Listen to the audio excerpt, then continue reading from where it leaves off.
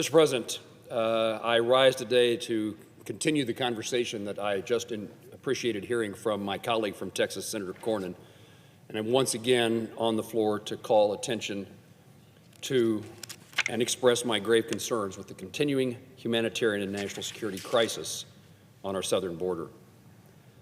Since President Biden took office, we've seen the largest year-to-year increase in migrants crossing our southwest border.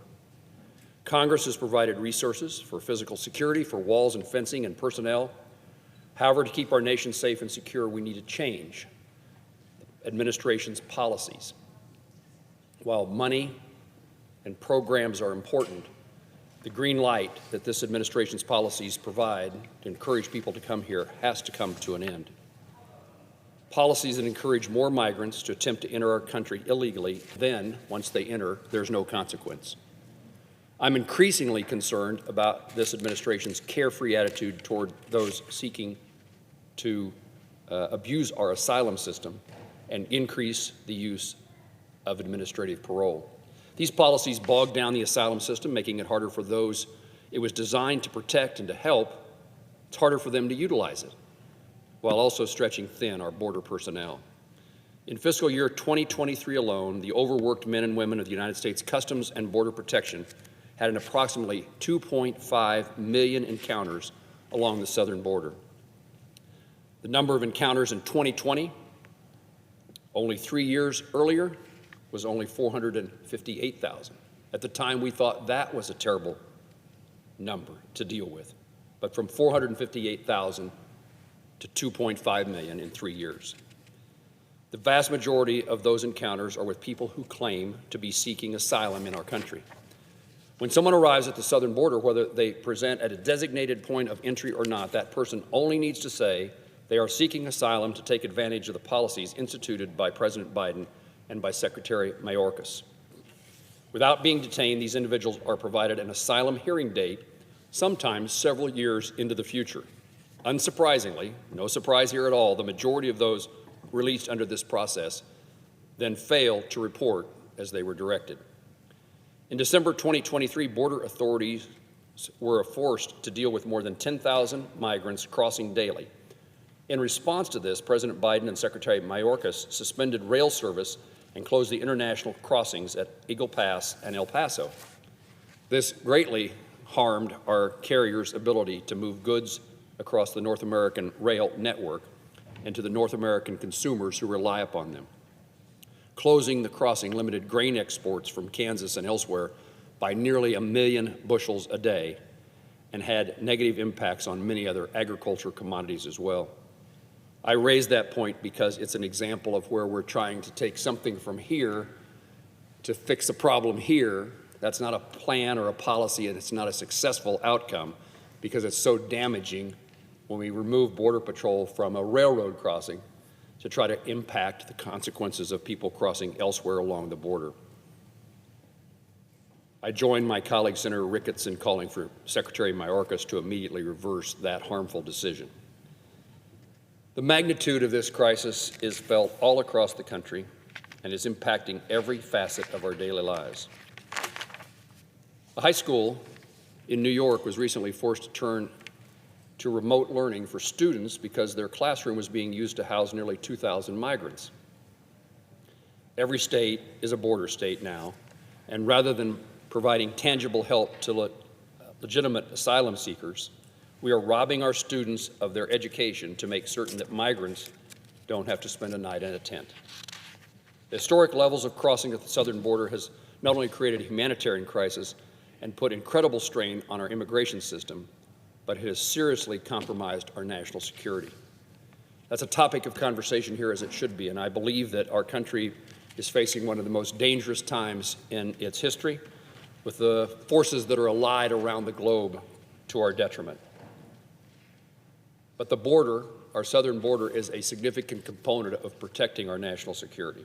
The cartels that operate in Central America are sophisticated, adapted, and ruthless. Not only do they take advantage of individuals attempting to trek to our southern border by forcing them to pay thousands of dollars to fund their operations and subject them to abuse and murder, they use these individuals to their strategic advantage They will send thousands of individuals across the border at the same time in an attempt to overwhelm and distract law enforcement while cartels bring guns and deadly drugs like fentanyl across those borders undetected. In addition to cartels, our national security is threatened by potential espionage, terrorists. The last time I was at the border several months ago, I witnessed the apprehension of 2 Chinese nationals. What are Chinese nationals doing crossing our border illegally? As a member of the Appropriations Committee and the top Republican on the Committee of Commerce, Justice, and Science, it's a priority of mine to ensure our federal law enforcement have the resources necessary to keep Americans safe. Yesterday was National Law Enforcement Appreciation Day, and I used this opportunity to thank the committed men and women who leave their families every day to go out and protect and serve our communities and our country. In the face of risk and challenge, these officers continue to exemplify strength and courage and resiliency. I can tell you when I speak to law enforcement at home in Kansas, almost without exception, the conversation turns to the circumstances at the border and the consequences of the illegal activity that is occurring there and then in Kansas as a result of those border crossings. Securing our southern border can't just be left to our frontline law enforcement to handle alone, but it's also law enforcement across the country who are now struggling to make certain that the citizens across the country are safe from what happens at our border.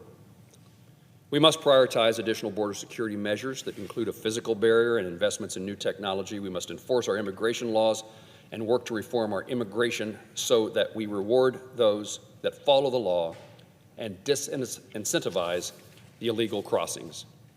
President Biden and Secretary Mayorkas' years of inaction in addressing this crisis has allowed a horrible circumstance, a situation to get worse. I take this moment to thank my colleague from Oklahoma, Senator Langford. We are hopefully in the near future addressing the issue of the world, its condition, and what it means to the safety and security of Americans. As I said a moment ago, I think we're in a very dangerous time for Americans, and the future of our country, as always, is at stake. But with the actions of Russia in Ukraine, with what's taking place by Hamas in Israel, China's desire to expand and spread its influence around the globe to the detriment of the United States, Iran and the terrorist activities, national security should be a top priority. And it is something that the Constitution of the United States vests in us, a primary responsibility to protect and defend the United States.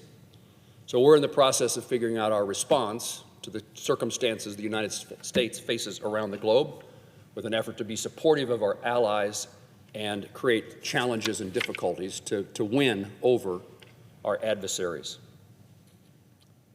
I applaud Senator Langford's effort, who is negotiating